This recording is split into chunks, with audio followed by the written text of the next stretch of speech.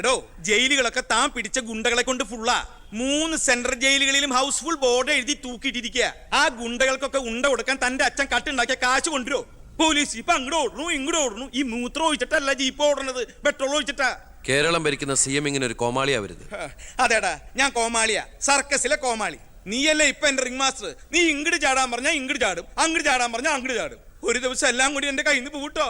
നിന്റെ ഭരണപരിഷ്കാരങ്ങൾ ഇവിടെ നടപ്പാക്കണമെങ്കിലേ ഫണ്ട് വേണം, ഫണ്ട്. നിനക്കറിയോ, ഖജനാവിൽ ഇന്നാള് ഞാൻ കൈയിട്ട് നോക്കിയപ്പോഴേ കാലി. MLA മാർക്കും മന്ത്രിമാർക്കും അടുത്ത മാസം ശമ്പളം കൊടുക്കണമെങ്കിലേ ADB-ന്നോ വേൾഡ് ബാങ്കിന്നോ ലോൺ എടുക്കണം. അതറിയോ? ഇതാണോ പ്രശ്നം? ഖജനാവ് നിറയ്ക്കാൻ വേണ്ടി ഒരു ബാങ്കിൽ നിന്ന് ലോൺ എടുക്കണ്ട. നമ്മുടെ ഈ സംസ്ഥാനത്ത് തന്നെ ഒന്ന് ശ്രമിച്ചാൽ മതി. എന്നാ നീ പോയി ശ്രമിക്കേ. സാറിന്റെ ഈ പെർമിഷൻ മാത്രം മതി സാർ. Thank you sir. ദേ പോണു എന്ത് മാരണാവോ ഉണ്ടാക്കിക്കൊണ്ടിരാൻ പോണു. ഈ കസേര പോകുന്നതോ.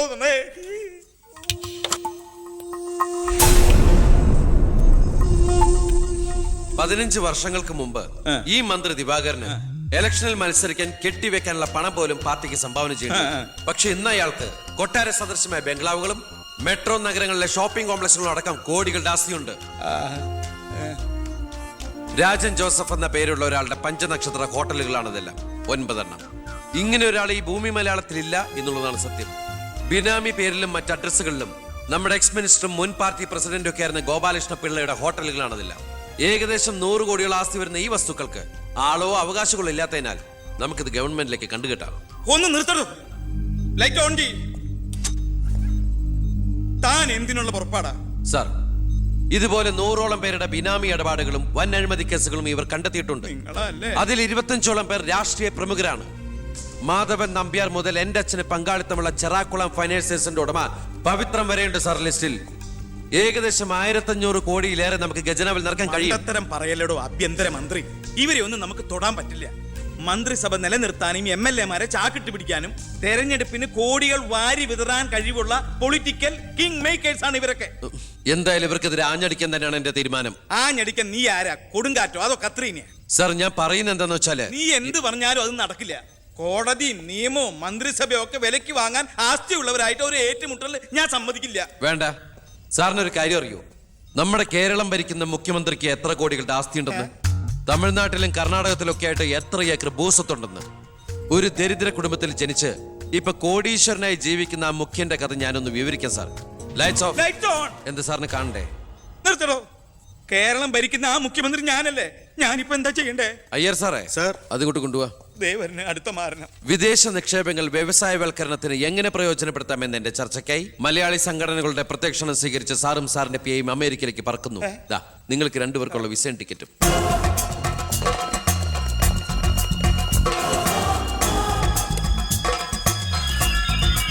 ദിവാകരൻ സാറിന് കൂടുതലായിട്ട് എന്തെങ്കിലും പറയാനുണ്ടോ? എല്ലാം നോട്ട് ചെയ്തോളൂ. കിഴപ്പള്ളി സാർ ഒന്ന് സൈൻ ചെയ്യണം. Pratap, take it sir.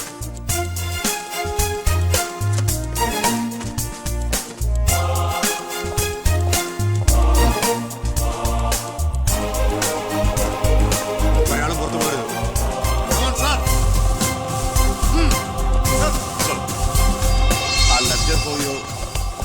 Mister Pavithran, we want search your office. എന്താ? ഇതാ search warrant. Take a lock. ആ ലോക്കറിന്റെ കീ എടുക്ക്. ലോക്കർ തുറക്ക്.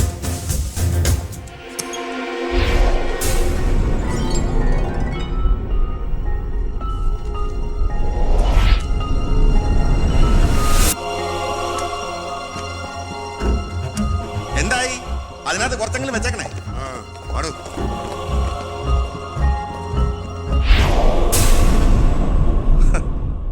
ഞാൻ ഒരു കാര്യം പറഞ്ഞേക്കാം, എന്തൊക്കെയായാലും ആഭ്യന്തരമന്ത്രി രാജിവെക്കണം. 5 or 6 കോടി എഴുതിട്ടാണ് പ്രതിപക്ഷത്തുള്ള ഏതെങ്കിലും ഒരു ഘടകകക്ഷിയെ KDF-ൽ ചേർത്ത് എണ്ണം തയ്ക്കണം. എന്നിട്ട് അവനെ പുകച്ച് പുറത്ത് ചാടിച്ചോടിക്കണം. അതിന് കാശ് വിടറോ? മർമ്മം നോക്കിയല്ലേ അവൻ കുത്തിയിരിക്കുന്നത്. വിഷം മേടിക്കാൻ പോലും കാശില്ലാത്ത അവസ്ഥയാ. എല്ലാം തൂത്തുവാരി ഖജനാവ് നിറച്ചിരിക്കല്ലേ അവൻ. എന്റെ 10 കോടി രൂപയല്ലേ പോയത്. ആ ഗോപാലകൃഷ്ണനായിട്ട് സ്വത്ത് മുഴുവൻ കണ്ടുകെട്ടി. ഒന്ന് പതുക്കെ പറയടോ, പുറത്ത് കേട്ടാല് പിടിച്ചകത്താക്കും. കള്ളപ്പണമാ. അവനെ അങ്ങ് തട്ടിക്കളഞ്ഞാ പോരെ. അതിന് പറ്റിയ വാടക ഗുണ്ടകൾ പോലും ഇന്ന് കേരളത്തിലില്ല. എല്ലാത്തിനും പിടിച്ച് അകത്താക്കില്ലേ. ഇനി ഇപ്പൊ ആരെങ്കിലും പുറത്തുനിന്ന് ഇറക്കിയാൽ തന്നെ അവരെയും പിടിച്ച് അവന്റെ പോലീസ് വെടിവെച്ചു കൊല്ലും. ആ വഴിയൊന്നും അത്ര എളുപ്പമല്ല. അവന് അവന്റെ ചിഹ്നത്തിന്റെ സ്വഭാവ സിംഹത്തിന്റെ. കാട്ടിൽ ആനയുണ്ട്, പുലിയുണ്ട്, കഴുതുണ്ട്. പക്ഷെ ആരാ കാട്ടിലെ സിംഹം? സിംഹം. അവൻ ആനയുടെ മഷിക്കും വരെ കയറിയിരിക്കും. ഓ അതൊന്നും നെറ്റിന്ന് മലയാളത്തിൽ പറഞ്ഞാൽ പോരോ ബാബു. അയ്യ, അതൊക്കെ വിദ്യാഭ്യാസം ഇല്ലാത്ത ആൾക്കാർ പറഞ്ഞതാണ്. വിദ്യാഭ്യാസമുള്ളവർ പറയും മഷിക്കും. അമേരിക്കയിലേക്ക് ലൈൻ പോണു. സിഎമ്മിന്റെ മൊബൈൽ റിംഗ് ചെയ്യുന്നുണ്ട്. ഹലോ ഹലോ ഹലോ കട്ടായി. എന്റെ മൊബൈലിൽ നിന്ന് വിളിക്കാം. ഞാൻ ഇന്നലെ കൂടി വിളിച്ചല്ലേ ഉള്ളൂ.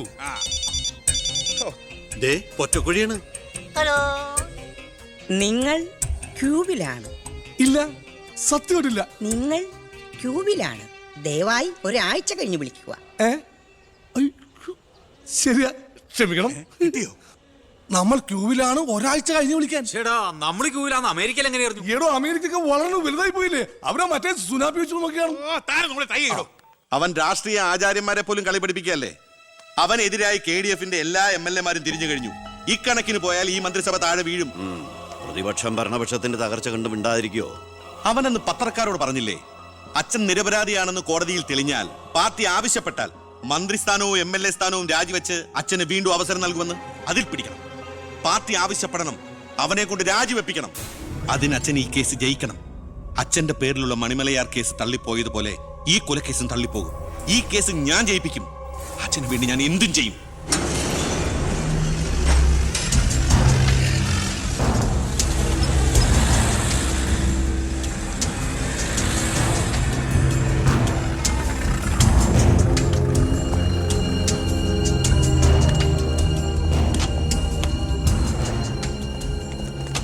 സാർ, ഇന്ന് രാവിലെയാണ് സംഭവം നടന്നത്.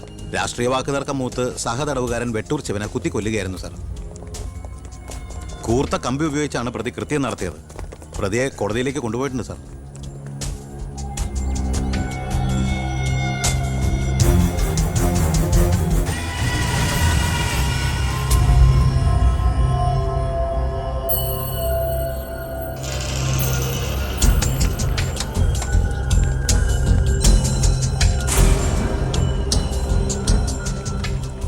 ഒന്നുകിൽ ദൈവം അച്ഛനെ കേസിൽ നിന്ന് രക്ഷിച്ചു, അല്ലെങ്കിൽ അച്ഛൻ സമർത്ഥമായി സ്വയം രക്ഷപ്പെട്ടു. പ്രസാദ് വധക്കേസിൽ ഒന്നാം പ്രതി കൊല്ലപ്പെട്ട സാഹചര്യത്തിലും രണ്ടാം പ്രതിക്ക് ഒന്നാം പ്രതിയുമായുള്ള ബന്ധം സംശയാതീതമായി കോടതിക്ക് മുമ്പാകെ തെളിയിക്കാൻ പ്രോസിക്യൂഷന് കഴിയാത്തതിനാലും രണ്ടാം പ്രതി ബാലഗംഗാധര മേനോനെ കോടതി നിരുപാധികം വിട്ടയക്കുന്നു.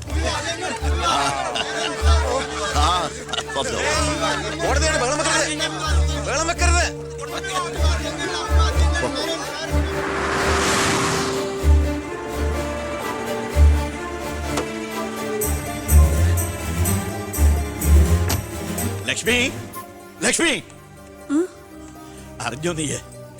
ഞാൻ കേസ് ജയിച്ചടി. ഞാൻ നിരപരാധിയാണെന്ന് കോടതിക്ക് ബോധ്യായി. പത്രക്കാരുടെയും TV-ക്കാരുടെയും മുമ്പിൽ വെച്ച് നിന്റെ പുന്നാരമോൻ വീരവാദം മുഴക്കിയതല്ലേ ഞാൻ നിരപരാധിയാണെന്ന് തെളിഞ്ഞാൽ എനിക്ക് വേണ്ടി മന്ത്രിസ്ഥാനം രാജിവെച്ച് ഒഴിഞ്ഞോളാമെന്ന്. നീ ചെന്ന് പറയടി അവനോട് രാജിവെക്കാൻ. നിങ്ങൾക്ക് എന്താ ഭ്രാന്ത് പിടിച്ചോ? ഭ്രാന്തായിരുന്നടി, അധികാരം കയ്യില്ലാത്ത എന്റെ ഭ്രാന്ത്. എനിക്ക് അറിയാൻ പാടില്ലാണ്ട് ചോദിക്കുക. നിങ്ങൾക്ക് ഇതുവരെ മന്ത്രിയായി കൊതി തീർന്നില്ലേ? ഇല്ല, എന്റെ ഏറ്റവും വലിയ ലഹരിയാ അധികാരം, മന്ത്രിസ്ഥാനം. മനസ്സിലാവില്ല നിനക്കൊന്നും. എനിക്ക് മന്ത്രിയായിട്ട് തന്നെ ജീവിക്കണം, മന്ത്രി കസേരയിൽ ഇരുന്ന് തന്നെ മരിക്കണം. നിനക്കറിയോ, അധികാരം നഷ്ടപ്പെട്ടത് മുതൽ മനസമാധാനത്തോടെ ഞാൻ ഉറങ്ങിയിട്ടില്ല. വീണ്ടും മന്ത്രിയാകുക എന്നുള്ള എന്റെ ഒരു വാശിയാടി. നീ അവനോട് വാക്ക് പാലിക്കാൻ പറയടി. ഇതൊക്കെ നേരിട്ട് ചെന്ന് പറഞ്ഞാ മതി. എന്താ നിനക്ക് പറഞ്ഞ? എന്നെ കൊണ്ട് പറ്റില്ല, അത്ര തന്നെ. ഓ, മന്ത്രിസ്ഥാനം പോയതോടെ നിനക്കും എന്നെ വേണ്ടതായില്ലേ? എന്നെ അനുസരിക്കാൻ കഴിയില്ലെങ്കിൽ പൊയ്ക്കോ ആഭ്യന്തരമന്ത്രിയുടെ വീട്ടിലേക്ക്. ബാക്കിയുള്ള ജീവിതം മോന്റെ കൂടെ തന്നെ അവിടെ. എന്താ അച്ഛ ഇങ്ങനെ? അച്ഛനൊഴികെ ഈ നാട്ടിലെല്ലാവരും വാനോളം പുകഴ്ത്ത ഏട്ടന് ഇങ്ങനൊരു മന്ത്രിയെ കിട്ടിയതിൽ അഭിമാനിക്കുക. മക്കൾ തങ്ങളെക്കാൾ വലുതാവണമെന്ന് എല്ലാ അച്ഛനമ്മമാരുടെ ആഗ്രഹം. പക്ഷെ അച്ഛൻ അസൂയ. മകൻ തന്നേക്കാൾ വലുതാവുന്നുള്ള എന്റെ അസൂയ.